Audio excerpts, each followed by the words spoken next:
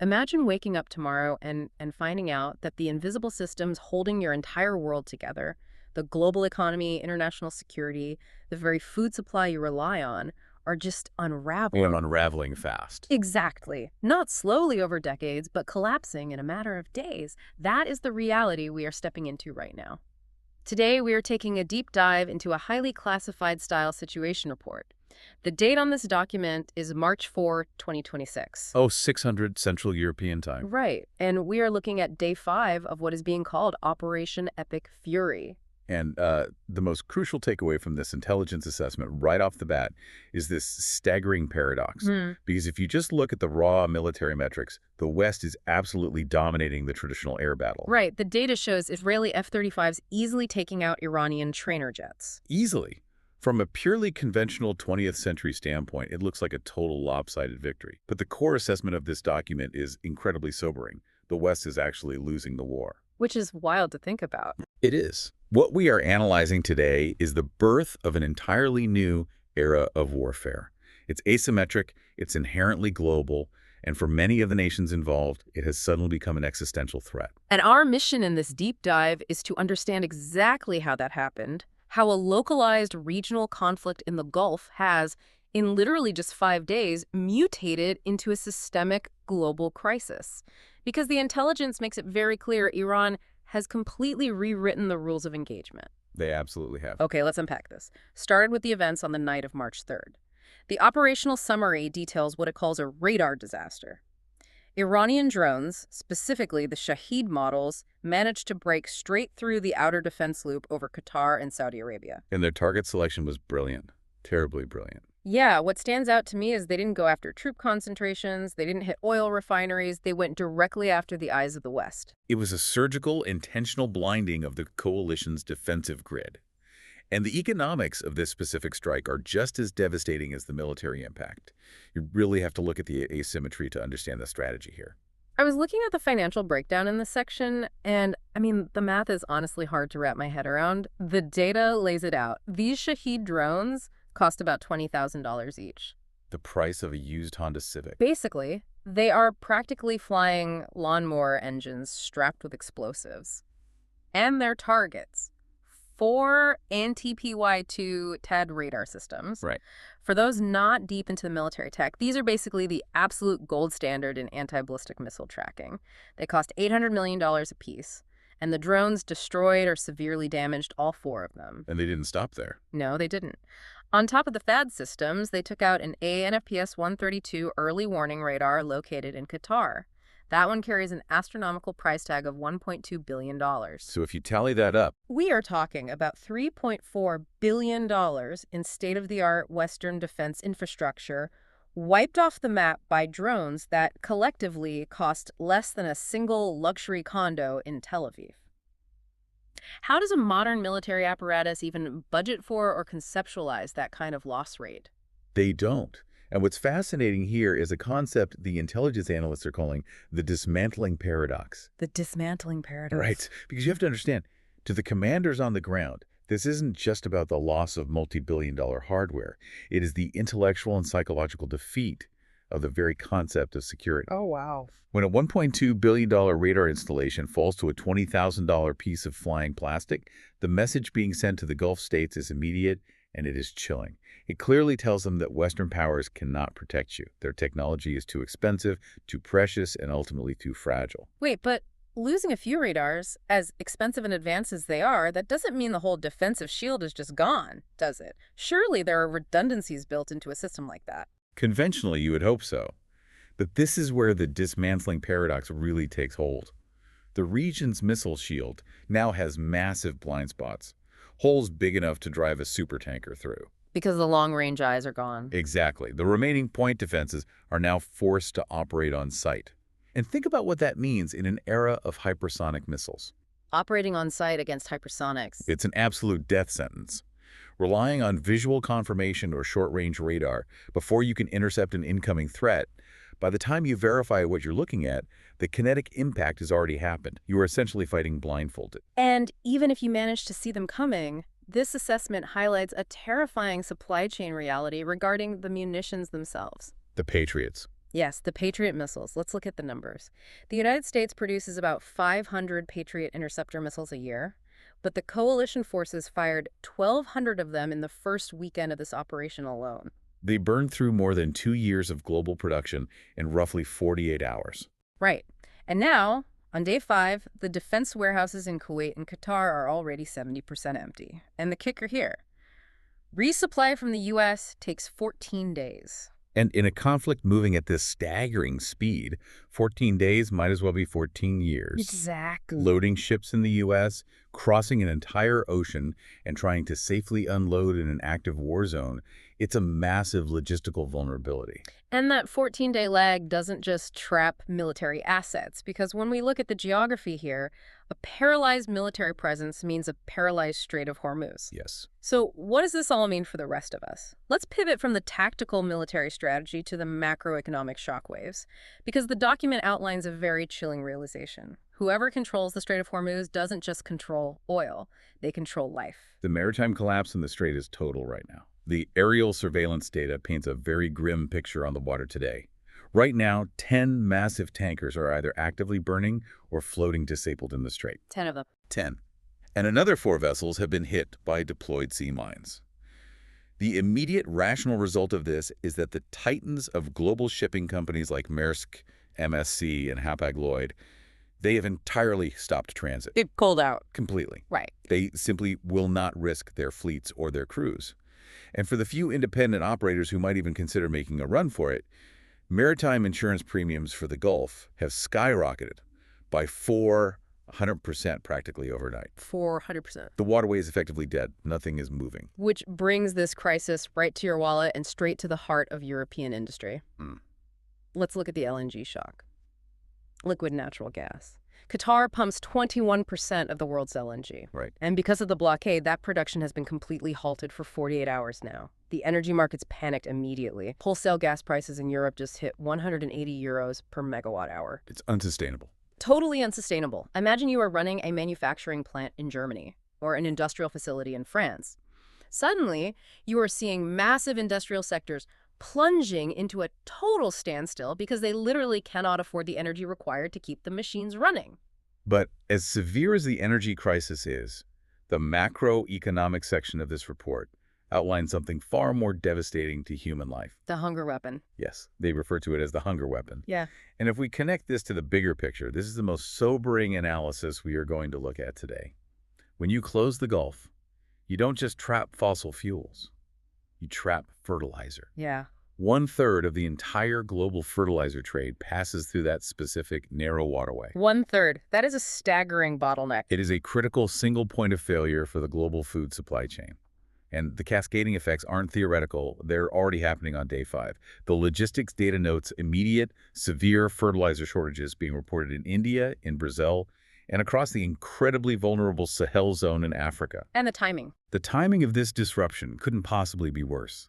Spring planting in the Northern Hemisphere starts in exactly 3 weeks. If there's no fertilizer arriving at ports, we aren't looking at localized crop failures. We're looking at a synchronized global agricultural failure. Yields will plummet worldwide. The real-world impact of that is almost hard to process, but the intelligence gives us a terrifying current metric to ground this in reality. Over in Egypt, the commodity markets reacted instantly. Bread prices spiked 60% in just 72 hours. 60%. Put yourself in the shoes of a working-class family in Cairo watching their basic staple food become unaffordable over a single weekend. And as a direct result, Cairo is already seeing its first major protests erupting in the streets. We are talking about the immediate destabilization of nations over the fundamental basic ability to eat. It perfectly illustrates how a localized military blockade in the Middle East is actually being utilized as a weapon of mass disruption on a global scale. Here's where it gets really interesting, though. You'd think a blockade of the Gulf would at least keep the physical danger contained to the Middle East. But looking at the broader intelligence map, the conflict has secretly breached the Mediterranean Sea. Yes, the Shadow Fleet. Let's break down this covert attack that occurred on March 3rd. A Russian oil tanker floating off the coast of Libya was suddenly hit. There were no warnings, no nearby naval battles, no obvious military presence. Nothing on the radar. Exactly. But satellite images later revealed the culprit. It was an Iranian Shahid 136 drone, but the telemetry data showed it wasn't launched from anywhere near Iran. It was launched from a commercial freighter flying a Comorian flag right there in the middle of the Mediterranean. This is where we see the tactical genius and the absolute horror of Iran's current asymmetric strategy. They've deployed what the intelligence community is calling a shadow fleet. A shadow fleet. These aren't warships. These are standard, retrofitted container ships. From the outside, looking through a pair of binoculars or on a standard radar ping, they look like any of the thousands of commercial vessels moving global goods every single day. Just normal cargo. Right. But inside, they have been hollowed out and are acting as covert, mobile launch platforms for these drone swarms. Think about the implications of that for a moment. Every single freighter floating off the coast of Cyprus, every oil tanker passing Sicily, is now a potential disguised missile silo. So if I'm a NATO commander sitting in Brussels, what am I supposed to do about that? It exposes a massive, glaring vulnerability. It exposes a critical NATO blind spot. Suddenly, NATO is forced to monitor and secure the entire Mediterranean Sea against disguised commercial vessels. The operational assessment is brutally blunt here. NATO entirely lacks the assets to do this. You can't search them all. You cannot physically board and search every single cargo ship entering or traversing the Mediterranean. It's a needle in a haystack, but the needle is armed with high explosives. The war has fundamentally mutated. It is no longer a regional conflict contained to the sands and waters of the Middle East. It is everywhere. Which leads right into how this situation report categorizes the geopolitical realignment happening right now in real time. The analysts have broken down the emerging winners and losers of this shifting new world order. And the split is dramatic. It really is. Let's look at the winners first. Top of the list, Russia. With the Gulf choked off and energy supplies panicking, oil has surged to $130 a barrel. The financial tracking in this report states that this price spike alone will fully fund their ongoing war in Ukraine for the next 3 months. While they remain untouched by the Gulf chaos. Right. Meanwhile, they are still receiving shipments of those exact same Iranian drones across the Caspian Sea, completely undisturbed by the blockade down south. And on the other side of that ledger, we have the losers. The strategic assessment places the United States squarely in this category, pointing to several compounding factors. Militarily, the U.S. is severely overextended. Yeah. The Sixth Fleet is now urgently tied up trying to monitor this impossible shadow fleet situation in the Mediterranean, while the Pacific Fleet has its eyes glued to Taiwan, entirely unable to pivot and provide reinforcements. And economically, the Federal Reserve is practically paralyzed. You have massive inflation being imported directly from the supply chain collapse at the Gulf, and domestic monetary policy, raising or lowering interest rates that cannot fix an international shipping blockade. It can't. And looking at the political fallout, the intelligence assessment is incredibly blunt about the global perception here. It details a highly tragic event in Minab, Right. resulting in 165 dead children. A horrific loss of life. Absolutely. Now, strictly reporting what the document states, the analysts conclude that the horrifying optics of this specific event have effectively shattered Donald Trump's America First doctrine on the global stage. The blowback. The analysis emphasizes that the international blowback from this tragedy is severely isolating the United States diplomatically, right at a crucial moment when they desperately need coalition support. And if we connect this to the bigger picture, the situation for Europe is arguably even more precarious. Europe is standing right in the crosshairs of this crisis. Economically, those explosive gas prices we talked about earlier are actively dragging European industry into a deep recession before this war is even a week old. And politically, the continent is fracturing under the immense pressure. Yeah, the diplomatic cables note that Southern Europe is desperately pushing for talks to end the economic pain, while Eastern Europe is demanding a firmer, more combative stance against the aggression. But the threat to Europe isn't just economic or political anymore. Reading through the weapons capabilities section, the threat is extremely kinetic. This is where the geographic realities of modern weaponry come into play. The defense analysts place heavy emphasis on the Iranian Khorramshahr missile. This specific ballistic missile has a documented operational range of 3,000 kilometers. 3,000. This changes the entire calculus for European defense architecture. It means this is no longer a theoretical problem happening in the distant Gulf. The Khorramshahr missile represents a direct, existential threat to major European capitals. Berlin, Rome, Warsaw, they are all well within striking distance. The threat is literally at their doorstep. So the obvious burning question is, what happens next? What do the next 72 hours look like according to this intelligence assessment? Because the predictive models here warn of impending humanitarian and strategic crises that are about to compound everything we've just discussed. The primary targets identified by the analysts are the massive Saudi desalination plants located in Jubail or Al-Jubair. If those infrastructure plants are hit and taken offline, the math is horrifying. 5 million people will instantly lose access to drinking water in an unforgiving desert environment. And the medical infrastructure isn't in any position to handle an emergency of that scale, or even the current emergency. The report includes a dire, urgent warning from the World Health Organization. They are stating that the healthcare system in the region is already collapsing. It's buckling under the weight. It is. Hospitals in Bahrain, for example, are currently employing severe triage protocols. And we aren't talking about normal emergency room triage. They are so overwhelmed with casualties that they are being forced to treat people based strictly on the type of injury rather than the urgency or severity. They simply lack the surgical resources and blood supplies to handle complex trauma.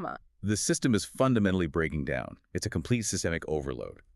Every pillar of societal stability, water, food, medicine, energy, is being systematically targeted and degraded. It really is. Bringing this all together, the overarching theme of this March 4th situation report is stark and undeniable. This is not Gulf War 2.0. Not even close. The West is losing this conflict because they're trying to fight a 1991 war over physical territory and conventional airspace using multi-billion-dollar legacy systems. Meanwhile, Iran is fighting a 2030 war, a war over the complex, fragile global systems that keep the modern world functioning. From the $20,000 drones dismantling billion-dollar radars, To the disguised shadow fleets lurking in the Mediterranean. right, and the weaponization of the global fertilizer trade, it is a masterclass in asymmetric warfare that the West was just not prepared for. Which raises a vitally important question, one that comes directly from the diplomatic summary at the very end of the report. It notes that China has urgently called a UN Security Council meeting, positioning themselves to step in as a global mediator for peace. But here is the critical catch the analysts point out. Beijing is simultaneously keeping all of its ports wide open to Iranian oil. Playing both sides. They're actively playing both sides. So I leave you to mull over this final thought. If the new global power broker China is actively benefiting from the very systemic disruption and energy spikes that Iran is causing, how can the West possibly negotiate a lasting peace when they have entirely run out of both economic and military leverage? It is a terrifying strategic corner to be painted into, and that is exactly why we need to look at these raw intelligence assessments to see the gears turning beneath the surface. We want to thank you for joining us on this intense deep dive today. The world moves incredibly fast, and the surface-level narratives on the evening news rarely tell the whole story. So keep analyzing the facts, keep looking closely at the data, and above all, keep questioning the systems around you. We'll be back soon to unpack the next piece of the puzzle.